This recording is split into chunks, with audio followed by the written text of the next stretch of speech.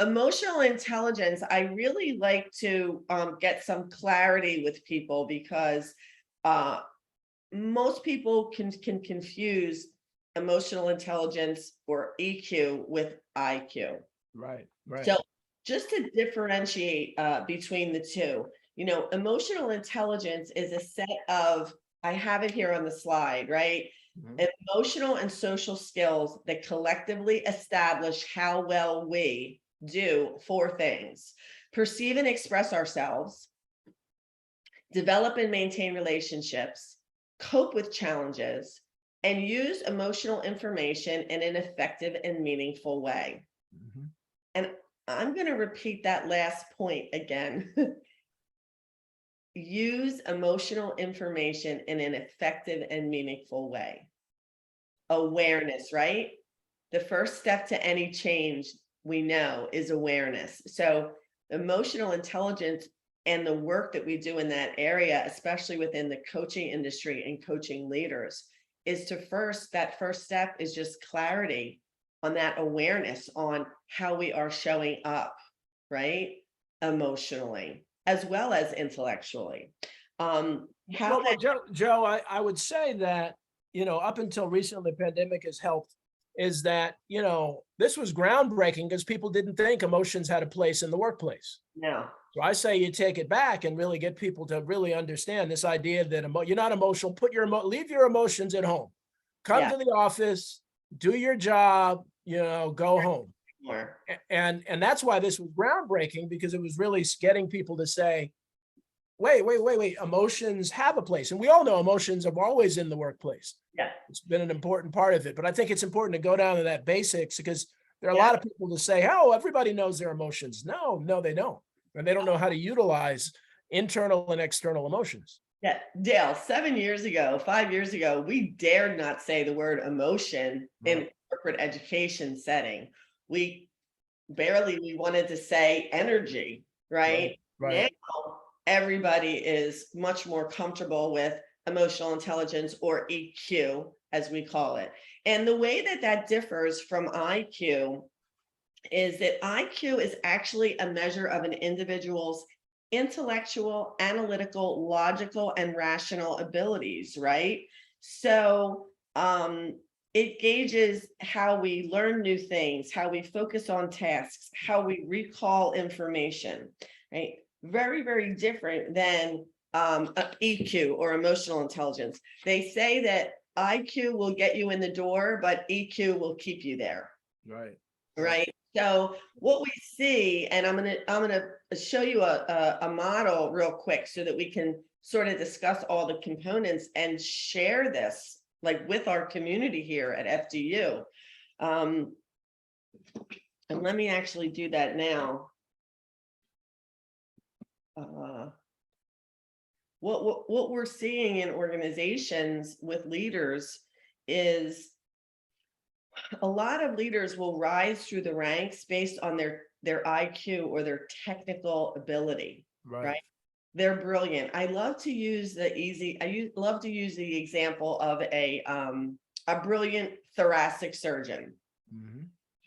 Um, I actually have worked with a few surgeons, a few physicians at leading hospitals. What happens is they are brilliant in their field. They are brilliant in their technical skills.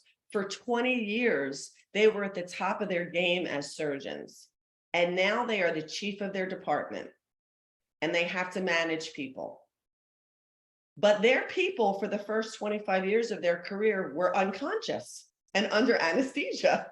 So they never had to talk to them. Right. Right? Exactly. We all know those physicians with the terrible bedside manner, but we go to them for their expertise. Mhm. When that brilliant person, maybe a wonderful person, gets into the role where he has to tap into his emotional intelligence to work with people, he is at a significant deficit there. The great news is that while IQ remains constant throughout your lifetime, it does decline a little after 70. EQ can only be enhanced, right? So it's a skill that can be improved.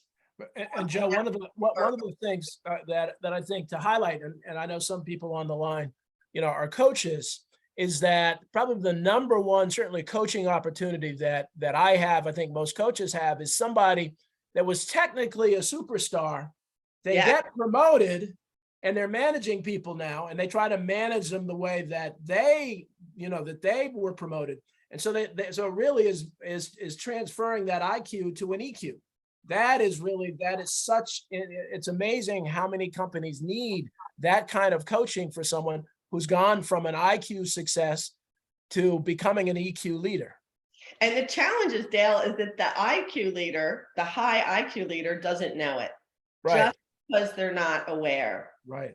And Right. that's where really skilled, not to jump on my ICF soapbox, right? But coaches that work in organizations, the ones that hold an international coaching certification credential, they are trained to work in these areas. They are trained in the foundation principles, the core competencies, and the code of ethics, right? Which is why that is what our program is built on. And our program at FGU is actually accredited. We are a level 2 accredited program from the International Coaching Federation. So coaches that have been trained under that methodology, whether at our program or a program that's similar, they have the skill set to work with this. They have the skill set to earn the respect of the executive, right? The person wants to be coached, because we know that you have to be a willing participant and want to develop and grow.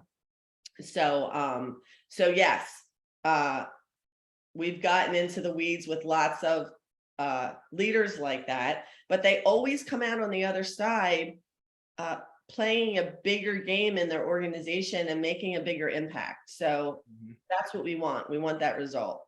And working with EQ and leadership can really get you there. Right.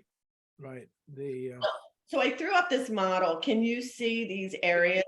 Yeah, the EQ-I 2.0 model. Yes.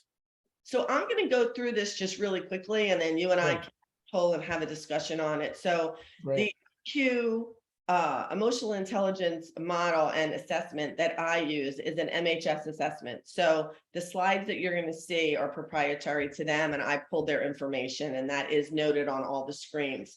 What differs, most EQ models have 4 quadrants or 4 components. What I love about the EQI 2.0 model is that it has 5 components. And those 5 components you can see as self-perception, self-expression, interpersonal, decision-making, and stress management. As we go around, I think you can see my pointer, as we go around the circle, all right, all pulling towards the middle of emotional intelligence. This assessment not only has 5 components, it has 16 subcategories, which really gives you areas to work with leaders, individuals, teams, high potentials, and we can touch on them briefly and discuss them. And if there are any questions, we can take it from there. So this assessment also gives an overall happiness score, which is very interesting. So let's for those that may be new to this. So let's just do the high level. So self-perception. What's self-perception? Self-perception is exactly what it says that it is, right? It's how we are perceiving ourselves internally, right? So self-perception is made up of 3 areas, right? Self-regard, self-actualization, and self-awareness. Right. So self-regard, how we perceive and understand ourselves. Self-actualization, how we achieve and see personal goals and actualize them. And emotional self-awareness, understanding one's emotions. So those are all the subcomponents under self-perception. Self-expression is the next one, big picture, openly expressing one's feelings verbally and non-verbally. Okay, that shows up as expression, assertiveness, and interdependence. Interpersonal relationships, right? Empathy, we look at empathy, social responsibility. Right. Actually, what I can do, let me have you see this in a little bit of a different way. Let's look at it this way. Okay, good. Yeah, that's clear. All right, so we had the 5 areas. This just so you know, this is the model, the way the model is actually shared, but this is just another way to view the model. Right. Self-perception is made up, as I said, of self-regard, self-actualization, emotional awareness. And you can go through and see the others: self-expression, interpersonal, decision-making, and stress management. So when we look at emotional intelligence, we are looking at the subcomponents in each one of these areas and how we are showing up as a leader. Mm-hmm.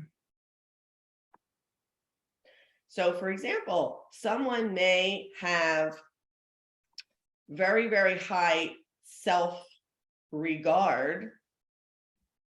And if self-regard is overdone, right? Self-regard can show up as, say, confidence, right? Right. Sometimes that may need to be dialed up, or I'm sorry, that may need to be dialed back, because maybe they're showing up in their self-perception as too confident, or in their self-expression. I'll show you an example of, this is probably an easier way to look at it. You don't really, I just want you to look at the colored lines. Mm-hmm. 100 right down the middle is just about average. All right, so see my cursor. Actually, I probably, let's see. I'll do an arrow. This might be better. Okay. Down the middle is average. To the left is below average. To the right is above average. Now, I will tell you, as a coach, when I use this, I don't use the words above average or below average. I use to the right or to the left. So Right. let's think of emotional intelligence as a muscle, right? Mm-hmm. If we're building up that muscle and we're strengthening that muscle, we're moving that bar over to the right. Right. Right. If our muscle is weak, okay, so if we look at the self-expression here, and it's so small, but I can tell you that it's hard to see. this sample, self-expression, it's independence, okay? That's a little bit to the left of average, right? Right. Right. That may be something that we may want to work on.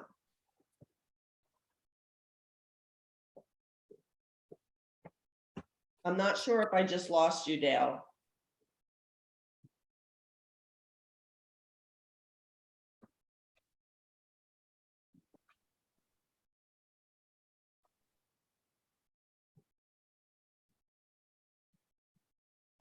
Yeah, I'm here.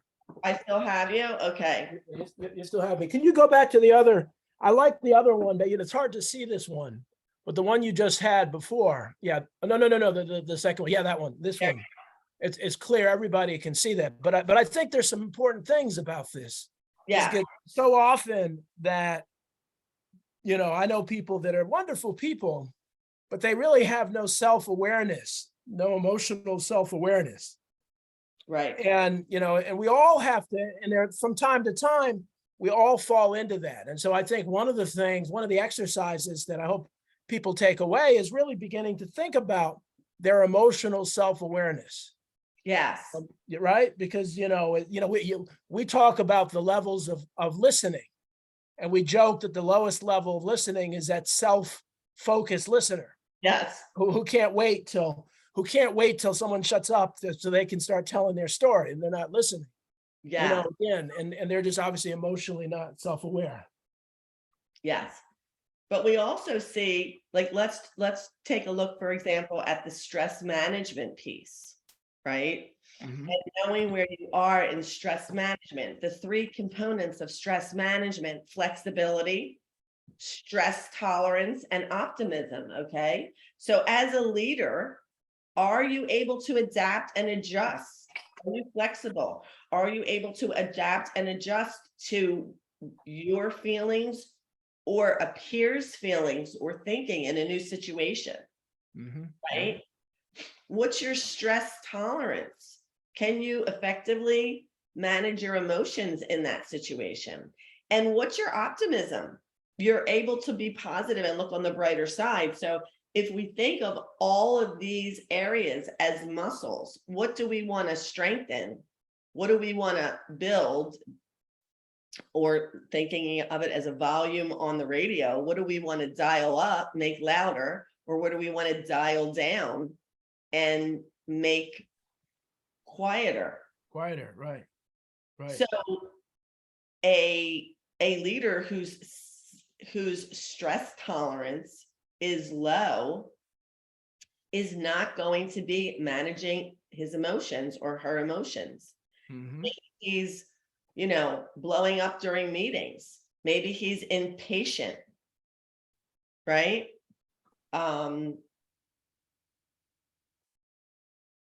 Absolutely. And again, I go, kind of going through it in this order, this self-expression. All right. So if you're not emotionally self-aware, your self-expression is probably inappropriate. Correct. And so you Ex- make a lot of mistakes. Yes, yes. And then the other thing there as well, when you're looking at, with self-awareness, right, and how that's showing up, it's really showing up a little bit in all of these areas, Dale. Wouldn't you agree? Yeah, absolutely.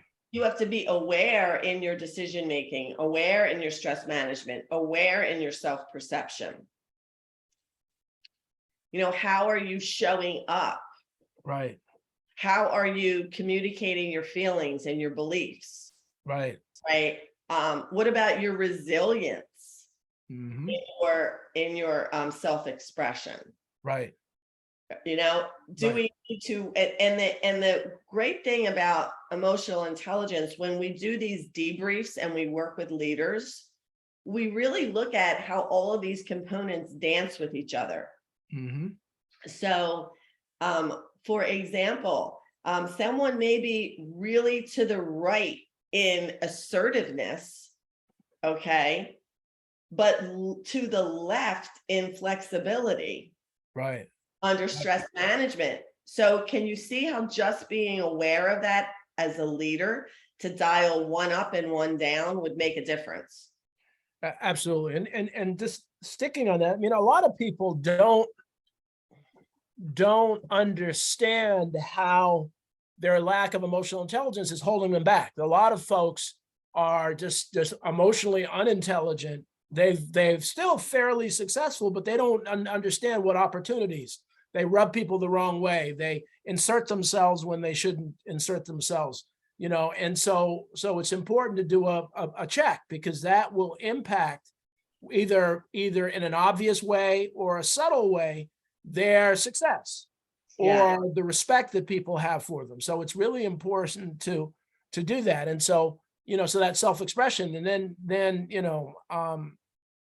the interpersonal relationships, and that's at the heart of this. That's what this is all about. yes.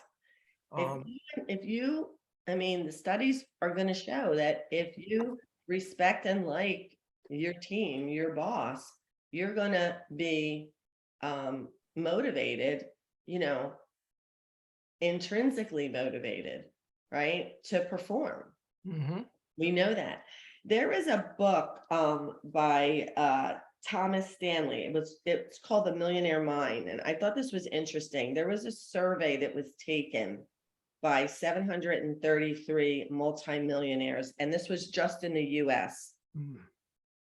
And they were asked to rate the top 30 factors that were most responsible for their success. Oh, interesting. I'm going to give them to you. Yeah. Get a pen, everyone. Get a pen, Exactly. or type it on your computer. Exactly. Do we have Susan on the line? Yeah, Sue's there. So Sue, you may Yeah. want to put these in the chat as I say them for everyone. Or I don't, do we have everybody in the chat or Q&A? We should, yeah. Okay, you know what? I host and panelists. If anyone wants to just sort of jump into the chat and write them down, I'll give them to you. These were the top 5 out of 30 factors. 1, being honest with all people. Honestly. Well, 2, being well disciplined. 3, getting along with people. 4, having a supportive spouse. mm, And 5, working harder than most people. mm. Those were the top 5. IQ was number 21 out of 30. Wow. So it just wasn't important, relatively speaking. The studies in the workplace show that EQ can be up to almost 45 to 50% of workplace job success. So just Wow. really interesting at what they were looking at there. So I don't know if Sue got all the read it. So we got be honest with all people, be well disciplined. Being well disciplined, What's the next one? getting along with people, Getting along with people, having a supportive spouse, supportive spouse. and I would say or significant other, right? Right. Working harder than most people. And that was from The Millionaire Minds, right? Best-selling author Thomas Stanley. The survey was of 733 US millionaires. Wow. Wow. No, so just looking at what really got them to where they were, right? Or where they wanted to be. Well, but this emotional intelligence is a secret to entrepreneurial success too. Because Absolutely. I know so many entrepreneurs that think I'm just going to work. I'm going to outwork everybody else, and I'm going to be a billionaire because I outworked anybody else, and they forget about all those others. That Yeah. work harder is number 5, but people think it's number 1. I mean, so think about if you're in a room with a few people and that toxic negative person comes in, can't you almost energetically feel that Mhm. as they get closer and closer to you? Yeah. That's where they're resonating. Are you attracted to that? I mean, maybe that's the wrong, I guess I'm using kind of energy words there, but we don't want to resonate. We're not attracted to, we don't move towards necessarily toxic people, right? Unless we're a toxic person as well, and then you two can go in the corner, but that emotional intelligence is very low. And what we are seeing in organizations today, and Dale, you and I both work in this area, is the new model of leadership is this leader as coach model. Yep. The old hierarchical fear-based model is gone. And in order to be modern and current, we need to start looking at emotional intelligence. Well, but there's a reason too that it's even more important. Emotional intelligence, I think, is even more important now than it was 10 years ago, because innovation is the foundation of every company. And Yeah. that if you're in a room and folks are they're positive, they're creative, and negative Nelly walks in, that stifles creativity. Yes. And that's your fuel. That's the fuel of success as a business person, as an entrepreneur, as a professor, as anything, is that innovation. But the negativity, the person that turns people off really stifles that. And it goes down to the bottom line. It impacts the success and profitability of your enterprise. Absolutely. And what I can tell you is, if you work on this, if you are aware, you get some clarity, and you work on your EQ, over a period of 3 to 4 months, you are permanently changing your behaviors, and you are rewiring the neuroplasticity in your brain. You are creating new neural pathways. and allowing, not to get into the science, but let's call it the rational brain to speak to the emotional brain, the rational brain, that the front neocortex, right, to the limbic area of the brain, which is the amygdala, right? And that's where we're making that shift, and we're growing, and we are seeing that and getting real results with this. I wanted to go, stick on the interpersonal. Yeah. One of the real, I would say that the major problem in the world, which really results in, financial chaos and other things, is the lack of empathy throughout the world. Empathy, and in fact, the intelligent influence is all about a process by which you help people develop empathy. And you can't empathize with others if you don't understand yourself. If you don't understand your own influences, your emotional self-awareness, it's very hard to have empathy. And that's where so many people are, that they are just clueless when it comes to that. Absolutely. And that interplay. And that's because, Dale, they walk around literally unconscious, Mm-hmm. right? We are so focused on self. Think about when you're, even when you're, well, as a coach, I mean, this, right? We speak at about, I hate to, we think twice as much more than we talk. So when we're speaking, our mind is thinking at 1,000 thoughts, right? For every 200, I think it's every 250 to 500 words, we have 1,000 thoughts. So we're not really present. And that's where we can, in this interpersonal area, we can begin to lack. So think about that definition of empathy: to be aware and to understand how others feel, and to be present to that. And if you look at that play of empathy then with interpersonal relationships, right? I mean, if you have strong empathy, it's relatively easy to establish mutually satisfying relationships, right? And play well with others. And people have, even with empathy, one of the things I've learned, and I do some training, and when I coach, is the idea that, the old saying, do unto others as you would have them do unto yourself. Yep. And the challenge with that is that, I've actually adapted that to say, do unto others as they would have you do to them. And so I use, the influence model, music. Music is an influence. Everybody, between ages 14 and 25, we develop our musical foundations. Doesn't mean we don't like other stuff. And so if I want to do unto others the way that I want them to do unto me, I would play my favorite music, even though it may not resonate with them. And so real empathy is playing their music, knowing them, understanding where they're coming from. Those are the extraordinary, and Joe and I are working on this coach leadership model. Those are the coach leaders, because they're able to inspire people in a unique way that makes them all that they can be. And that so often we think, okay, well, I'm the boss, so I like Kool and the Gang. I like Earth, Wind, and Fire, so I'm going to play Earth, Wind, and Fire, and you better like it. Well, you're out of here. Yeah. Instead of playing Twisted Sister or Metallica or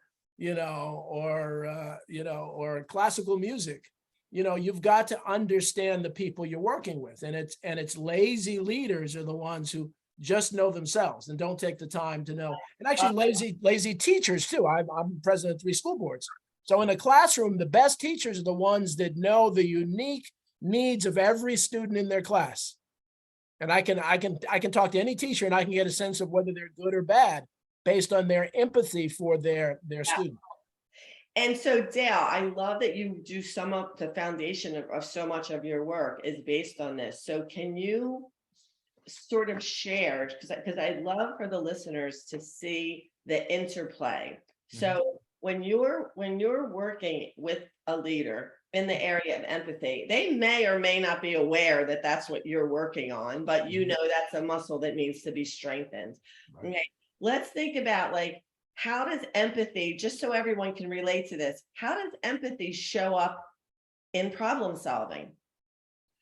And that's, so let me go to kind of your first question. So one of the things that I've learned is that you've got to empathize with yourself. Believe it or not, most people don't empathize with themselves. They don't understand themselves. And so that's part of what the influence model is.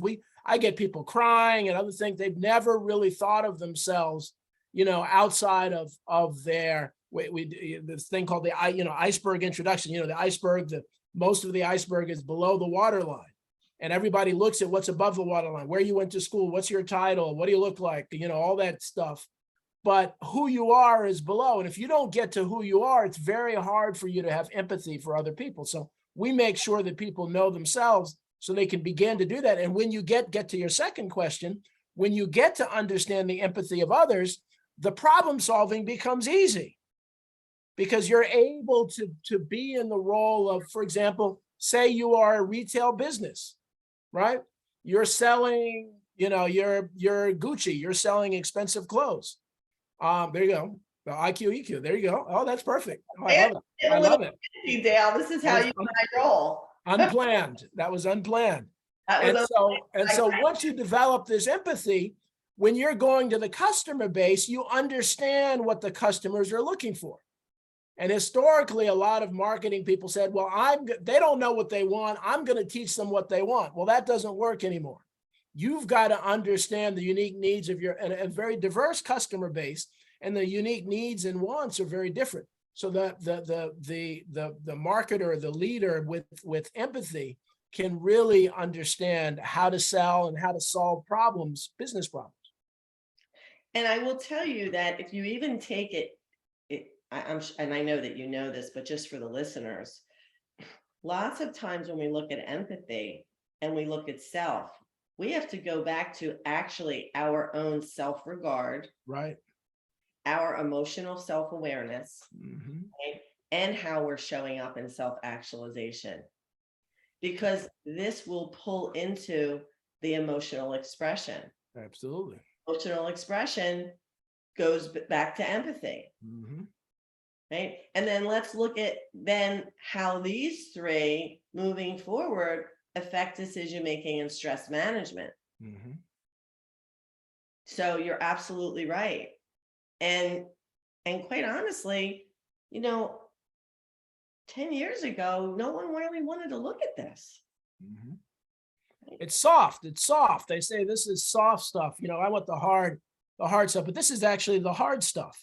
This is the stuff today, the soft stuff is the technology. The technology, an app, how hard is it to use an app? That's pretty soft. But it's really hard to interact with people effectively. Yes. So, so some of the work that you can do with this, if this is something that that you're interested in bringing to your organization or working with yourself, just knowing that, again, there are several different EQ models. Most have 4 components. This one has 5. But what's really interesting about the MHS model specifically is because it is a scientific model, but you can do this as a 360, meaning, an individual. Dale, do you want to expand on what a 360 is? Yeah. And so for those that may not have used it, is that a 360, because it's 360, it's a circle. And so you are in the middle. Say this is a 360 diagram. You as the leader are in the middle. And so what will happen is you'll be evaluated by the people that report to you, by your coworkers, by your bosses, and that's 360. So all around, and it becomes very interesting to see how you're viewed from different areas. One of the biggest problems in business, and I often ask people, how many of you know somebody that is amazing at managing up and abusive at managing down? That the people below them are leaving in droves because they're abusive, but the boss says, Joe Smith is really, really great. And so, but the 360 identifies when they start to see that all these high potential people that they're working for say, this guy is a maniac. He's abusive, he yells, he screams, but the boss says, I love him because he gets everything, that I want. So that 360-degree feedback is so important. Slide, Dale. Yep, that's perfect. You've got the right slides. Well, I just took that off Google. That's from assessteam.com. But just for our, Yeah. just to kind of give everyone a visual. Yeah, it's 360 because the leader is asking everyone around them that they interact to give him feedback for the purposes of him looking at, well, how do I think I'm showing up versus how does everyone else think I'm showing up, right? And Joe, on a personal level, people can take this and be very, very personal. I always talk about the late Mayor Ed Koch. He used to go around asking people, how am I doing in New York? And, in New York City, they'll tell you. They will tell you whether you want to hear it or not. And but as leaders, we need to do that. We need to go, we need to ask people. We need to ask our customers, how can we do it better? What can I do? How can I meet your needs more importantly? Especially as, if you're a professor, asking the students, yeah, there's a formal evaluation, but really asking, what can we do to make this class more meaningful to you? And so we as human beings, we often get scared of feedback. But the reality is when you ask somebody voluntarily for feedback, that's actually giving them respect. I respect your opinion. I respect your perspective. I want to know, how can I do it? How can I do it better? Yeah. And just to tag on to why I like this 360 model the best is that not 360, this EQ model. Mm-hmm. You can also do an EQ teams assessment, not just a 360, which is really great because for team building, for team interaction, for conflict management, think about that. So each individual person on the team gets a score, and then collectively as a team, they get a score. Oh, wow. Wow. There's so much work that can be done with emotional intelligence and really building strong leadership. Personal development for professional success. I mean, we're using this we're using the word leader, but this is great for anyone. Yeah, it really is. I mean, it impacts relationships, impacts everything. And so as we go through, we talked about problem solving. Joe, say a little bit about reality testing. What's reality testing? Well,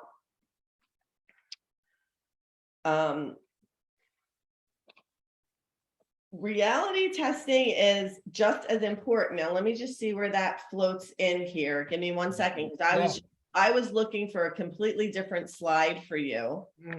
So Sorry about that. Well, I can talk about it. That's okay. Reality testing is the ability to objectively, and I am waving my Italian hands in the air right now. You can't see me, but you know how animated I am, Dale. Objectively look at and validate one's feelings, right? And thinking about it with an external reality and an internal reality. Right. Right? Because it's not just, you need to validate yourself and of your feelings, along with thinking about what the external reality is. And you see a lot of that with, the messages that we give ourselves, right? Mm-hmm. I think you hit on that earlier. Yep. But we spend a lot of time beating ourselves up all day long. Mm-hmm. And, this is where in coaching, when we build a relationship with a client and we're able to create a safe space for them to share in, I'm sure you've seen the same thing, that we all, across the board, we all have a lot of the same challenges. Mm-hmm. It's sort of like just the names change, but the challenges are all the same. We all have unless you're a raging narcissist with personality disorders, right? We all have self-doubt. Right. We all have worry. We all question ourselves. And when done well, that's great. Like if you're about to speak and you want to, you've got to be nervous. I get nervous when I'm not nervous when I'm speaking. That means I'm not, I haven't put it all in. I want I want to do that. And so that can be very healthy, but it can be very unhealthy too if you overdo that. I love when you give me a great segue into a coaching tool. And you just gave me a great segue. May I share it? Please. Okay, so when I work with individuals that get stressed, I don't want to say they have a fear of public speaking, because it's not a fear. They're just stressed that they have to present. Maybe they're presenting to a board of directors, maybe presenting in a regulatory environment, whatever it may be. What I you work over a period of time, because change isn't instant, right? You're developing that new neural pathway. So my tool for them is, as soon as they're done, they have to think about and write down for 10 minutes all the things that went well. Every single thing that went well. I like that. Yeah. And then they can think about what went wrong. Yeah. I like that. I like that. I often, we're speaking about public speaking. The research shows that public speaking is the number one fear for people, and dying is the number two fear. So, the old joke of a guy speaking at the funeral would rather be in the coffin than speaking. I did not know that, Dale. That's really interesting. I did not know that. Number one fear is public speaking. Yeah. It's been verified. So it's the other thing as we go through this, as we get close, because this is really important, and I'm hoping people feel confident. Now, people don't always ask a lot of questions, but please ask some questions if we're not covering a subject that you want. But the other thing is impulse control. We're in a society now, which is impulse control seems to, I don't know if you see this, Joe. I think it's gone out, has really gone down. The impulse control from violence to people swearing to road rage to, that the stresses of society have become so high that the emotional quotient has gone down as a society. Because this impulse control it's unbelievable how people can't control their impulses. And it's interesting, and this is not based in any scientific study, but maybe based as a parent, right? And as an aunt to nephews and nieces, that this next generation, they impulsively text, say things, send pictures to each other, right? But 90% of the things that they will text when they are not having impulse control, they would never say to someone's face. Right. Exactly. They would never say it to someone's face. And I remember a friend of mine, she saw something that her child had posted on Facebook. And she printed it out and she said, I want you to say this to my face. I want you to read what you printed. To say, this was 20 years ago. Wow. Read it to my face. And my niece started crying because she couldn't read it to her mother. Well, then you shouldn't be posting it anywhere, right? Not to get the parenting on, but think about that, right? It's just a different generation. And maybe that contributes to this, Dale. I think it does. I think it absolutely does. And the filter, the decorum, and then finally, in a few minutes, you talked before about stress management, but some of the keys there are, the flexibility that we sometimes are so rigid that adds to the stress. I often hate, you've been to those presentations where the speaker has 40 PowerPoints and people are distracted, they're not connecting, but he has to get through all 40 PowerPoints because he's inflexible. Yeah. That annoys the heck out of me, but some people do that instead of adjusting the conversation based on that. And so that lack of flexibility adds the stress. One of the other things is someone who's become a friend, Billie Jean King, and because I'm big in the involved in tennis, wrote a book called Pressure is a Privilege. And that if you have pressure, that means you're at a stage, you've earned something to get to that higher stage. And so the stress tolerance reminds me of that that if you look at stress, now again, there's personal stress, but if you have stress in the business world, it means you have a position of significance. And so in some ways it's a privilege to have that stress, and then you can learn to really manage it. And then optimism is, I mean, life. I always tell myself, and I mentioned before you got on, that I've gone through, I had a major health crisis Yes. over 3 weeks and almost died, and in one instance, and you can look at that and say, God, why are you doing this to me? Or you look at that and said, thank God that I'm alive. I could be dead. And my view is my worst day is better than 90% of the people in the world's best day. Absolutely. So I have no right to really be down and depressed, and because I'm privileged. I have privilege, and I'm honest. I'm open to admit I'm privileged, and that optimism really helps manage stress. And I will say that while we're in this last area, this last component, and you spoke about flexibility, I feel that flexibility is such an important skill in our both leadership and in our daily lives, because Yes, absolutely. that thing. And it really can lower or increase your stress tolerance, right?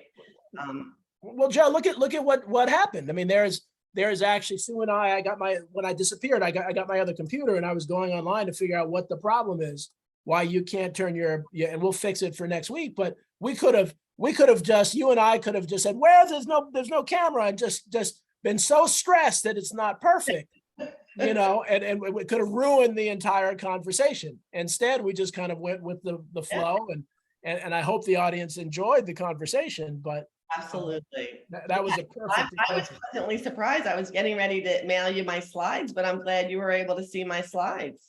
Yep. Well, That's okay, Dale.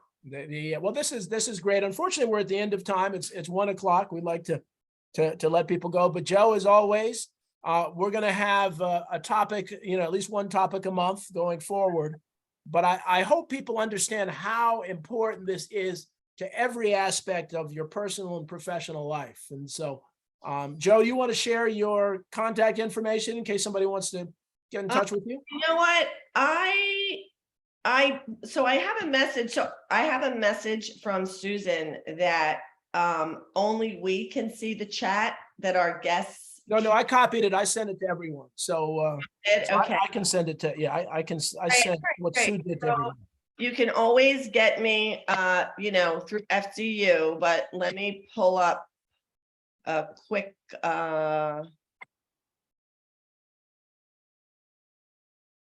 So yeah, Sue, I copied what you did and I sent it to everyone. so I'm going to put it in the chat, Dale, and then you can. Yeah, I can send it off to everyone. But what I will say, just to kind of close, is if anyone is interested personally or professionally in taking an EQI assessment, please reach out to us. This is something that we're going to be integrating into our coach leadership training at FDU. But this is something that everyone has access to. So you can reach out to Susan, Dale, or myself, and we can show you a little bit more about how this works, right? And where you are on your subscales. It's just a great start for personal development. Yeah, no, it really is. And it's like a 7-minute, bullets that you just check. So it's quick and easy and painless and absolutely confidential, always to the recipient. That's another thing, just to mention, when Dale and I use any type of assessments in our work with leaders and organizations, the fiduciary and the confidentiality is always to the person being assessed. So if you were to bring something like this into your organization, each team member or each leader would get their own personal report and debrief, and that would be confidential directly to them. That information would not go to the sponsor or the organization. Perfect. Well, I sent it to everyone, so please check that out. I want to thank you all, and we'll see you at our next session. Joe, thank you so much. Great stuff. Sue and Laura, the Rothman team, thank you both. Susan and And- more awesome work. Glad you're back from Abu Dhabi. We loved saying you were in Abu Dhabi all week while you were gone. We're It we're was a happy great for that. experience. And in there, emotional intelligence is one of the foundations of some of the things that they're doing. So this is global. This is not just local. Yep. Take care.